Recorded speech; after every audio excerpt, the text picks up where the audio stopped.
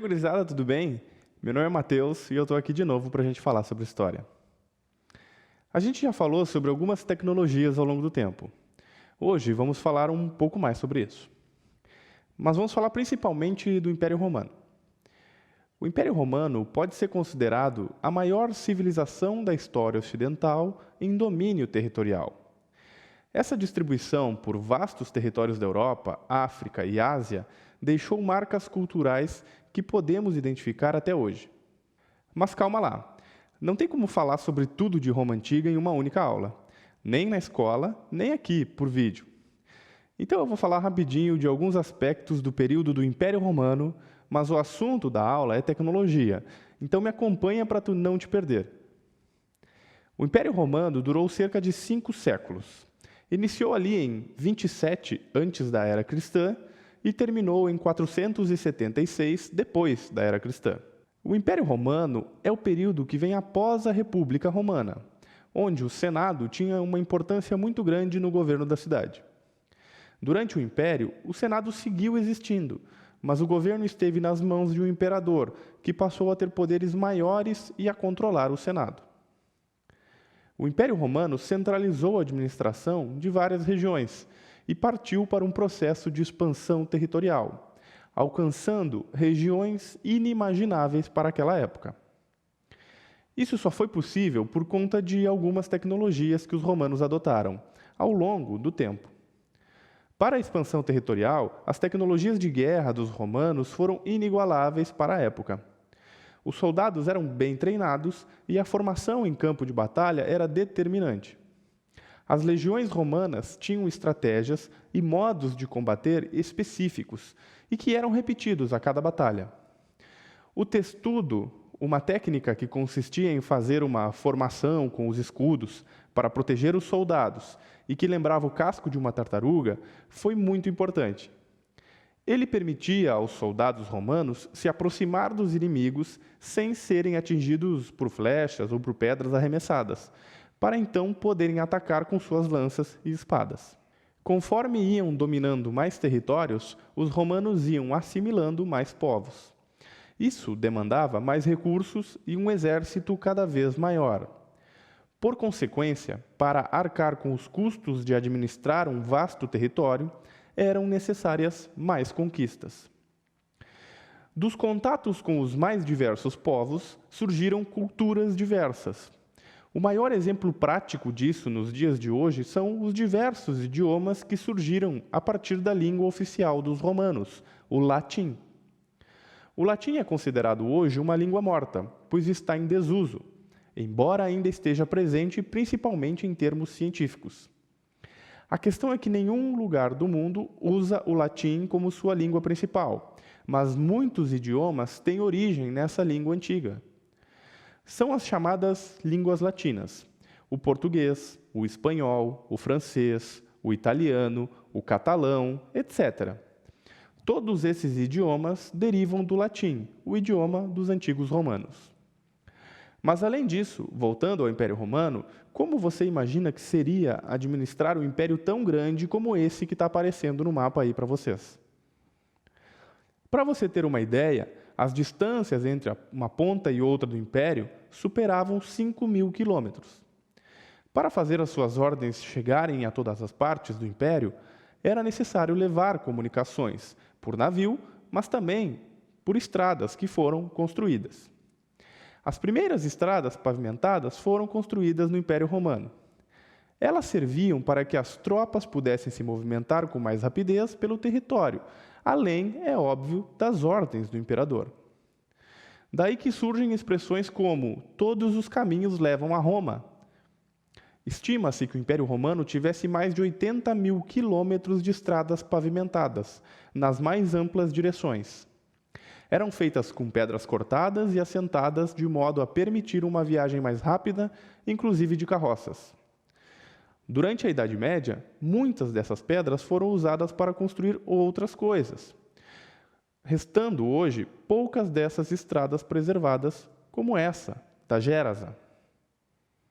Outra tecnologia do Império Romano que chama a atenção é a sua tecnologia na arquitetura.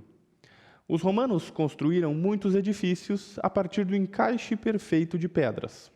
E algumas dessas construções existem até hoje. É o caso do Aqueduto de Segóvia, na Espanha, que está de pé até hoje e, pasmem, era utilizado para levar água para Segóvia até meados do século XIX. Mas os romanos foram os primeiros a utilizar uma argamassa, que não é a mesma que a gente usa hoje em dia. Mesmo assim, chama a atenção a duração de suas construções.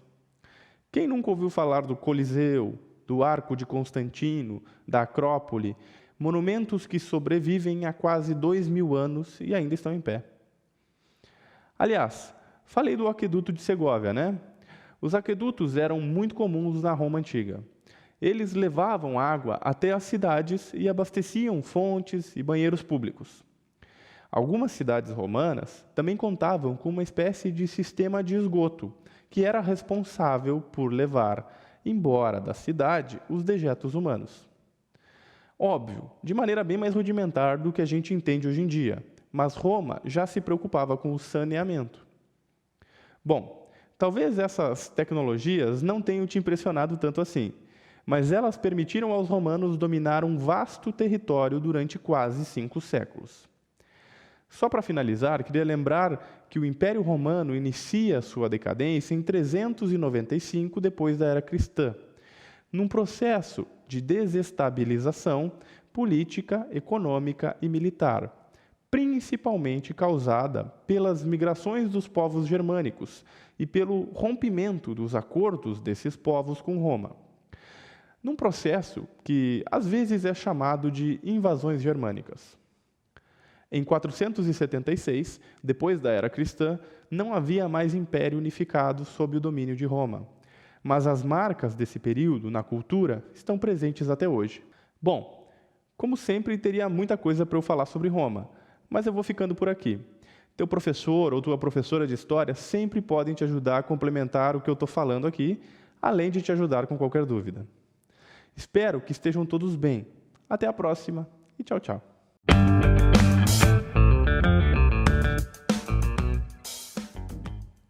Hello! Em nossa última aula, aprendemos sobre os nossos hábitos, que são ações que fazemos em nosso dia a dia. Também aprendemos como expressar essas ações em inglês e a frequência com as quais nós as realizamos. Hoje, vamos expandir um pouco mais essa ideia, falando sobre algumas ações que podem ser muito benéficas para a nossa vida. Dan, do you practice good actions for yourself and the people around you? Então, você pratica boas ações para si mesmo e para as pessoas que estão à sua volta? There goes some tips to be a better version of yourself. Aqui vão algumas dicas para que você se torne uma melhor versão de você mesmo. Write gratitude notes and send them to your friends and relatives. Escreva bilhetinhos de gratidão e envia eles para os seus amigos e parentes. Help elderly people in your neighborhood. Ajude pessoas idosas no seu bairro. Be polite. Use kind words as excuse me, please, sorry, thank you. Seja educado. Use as famosas palavrinhas mágicas com licença, por favor, me desculpa e muito obrigada. Celebrate small things. Celebre as coisas do dia a dia, as pequenas coisas. Pray every day. Thanks God for being alive and to have family and friends. Reze todos os dias. Agradeça a Deus por você estar vivo, por você ter a sua família e seus amigos. Recycle your trash. Preserve nature. Recicle seu lixo. Preserve a natureza. Accept help from others. You aren't alone. Aceite a ajuda dos outros. Você não está sozinho. Try volunteer work. Experimente fazer trabalho voluntário. Don't believe in everything you see on social media. Não acredita em tudo que você vê nas redes sociais, né, pessoal? Isso é um absurdo. Learn a foreign language. Por último, né? Aprenda uma língua estrangeira. And how about you? Do you practice these actions? E você? Você pratica essas ações? Preparamos um checklist para você conferir e revisar um dos temas de nossa última aula, os advérbios de frequência. Para cada uma das ações que vamos apresentar, considere a frequência que você a pratica, ou não, para ter uma pequena noção de como estão as suas atitudes em relação a elas. Let's go? Vamos lá? Pegue uma caneta em seu caderno e some sua pontuação. Se você pratica essa ação sempre, some 5 pontos. Para usually, que é geralmente, 4 pontos. Sometimes, que é às vezes, 2 pontos. Rarely, que é raramente, 1 pontinho. E never, que é nunca, 0 ponto. Let's start. Vamos começar. I help elderly people in my neighborhood. Eu ajudo pessoas idosas no meu bairro. I pray to thank God for being alive and to have family and friends. Eu rezo para Deus por estar viva e ter família e amigos. I accept help from others. Eu aceito ajuda de outras pessoas. I celebrate small things. Eu celebro as pequenas conquistas do dia a dia. I use polite words as thank you, please, sorry and excuse me. Eu uso as palavras mágicas como obrigado, por favor, desculpa e com licença. Então, vamos conferir como está a sua relação com as boas ações que a gente aprendeu hoje, pessoal? Não esqueça de somar seus pontos e conferir conosco no final da aula. If you score between 20 to 25 points, congratulations! You're very responsible. You really care about you and the others. Se você somou entre 20 e 25 pontos, parabéns! Você é super responsável. Você realmente se importa consigo mesmo e com as pessoas à sua volta. From 10 to 19 points, it's good, but you can do it better. Try to improve your actions. Se você somou de 10 a 19 pontos, tá bom, mas você pode melhorar um pouquinho. Tente melhorar as suas ações, as suas relações com seus vizinhos e familiares. 5 to 9 points. It's okay. However, you have to be able to accomplish better goals. De 5 a 9 pontos está ok. Entretanto, você tem condições de conseguir metas melhores do que essa, né, pessoal? Tenta lá.